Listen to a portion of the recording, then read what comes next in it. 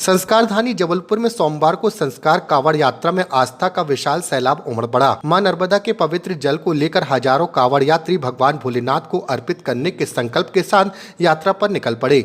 मुख्यमंत्री ने यात्रा में शामिल कांवड़ यात्रियों और जबलपुर वासियों को बधाई देते हुए कहा कि सावन में नर्मदा की नगरी संस्कारधानी जबलपुर से बाबा भोलेनाथ को जल अर्पित करने के लिए निकलने वाली यह यात्रा हर वर्ष नए संकल्प और आस्था के साथ आगे बढ़ रही है। उन्होंने दादा गुरु और उनके साथ चल रहे हजारों कांवड़ यात्रियों का अभिनंदन किया। यात्रा के दौरान शहर के कई मार्गों पर यातायात डायवर्ट किया गया है। कलेक्टर राघवेंद्र सिंह ने जिला शिक्षा अधिकारी को स्कूलों में छुट्टी के आदेश का कड़ाई से पालन कराने के निर्देश दिए हैं। संस्कार कांवड़ यात्रा का नाम गोल्डन बुक ऑफ रिकॉर्ड्स में भी दर्ज हो चुका है। इसमें बच्चे, महिलाएं और बुजुर्ग बड़ी संख्या में शामिल होते हैं। इस बार यात्रा समर्थ सदगुरु भैया जी सरकार और रामू दादा सहित संत जनों के सानिध्य में निकाली जा रही है।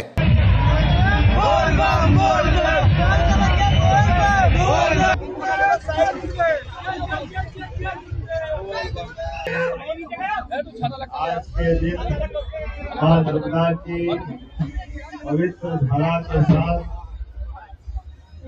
बाबा भोलेनाथ के जलार्पण करने के लिए नर्मदा का जल लेकर के आज जिस प्रकार से कांवड़ यात्रियों का ये सैलाब एक तरह से समुद्र की लहरें के समान जहाँ तक निगाह जा रही है, वहाँ कांवड़िए अपनी भक्ति, साधना, संकल्प के बलबूते पर मां नर्मदा का जल लेकर निकले।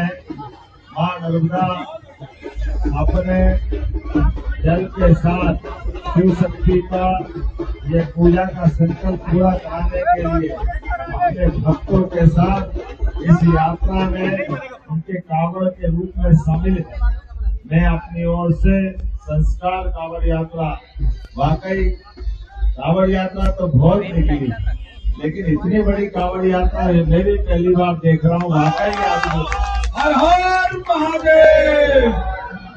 बाबा भोलेनाथ की साधना का ये पवित्र महीना सावन, और सावन के इस महीने में मां नर्मदा की नगरी संस्कारधानी जबलपुर से हमारे भोले बाबा को जल अर्पण करने के लिए निकलने वाली यात्रा में परम पूज्य दादा गुरु और उनके साथ हजारों लाखों की संख्या में कांवड़ यात्री हर वर्ष की तरह अपने संकल्प के साथ अपने भक्ति भावना के आधार पर साधना के मार्ग में चल रहा है।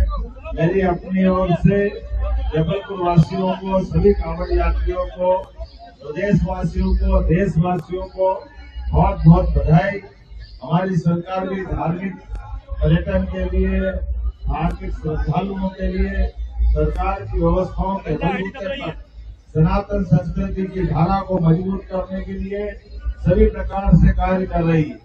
एक तरफ हम अपने कांवड़ यात्रियों के इस कांवड़ दल को अपने तरफ से भी सरकार के माध्यम से हर एक स्थान पर यथा योग्य सुविधाएं दिलाने का प्रयास कर रहे हैं।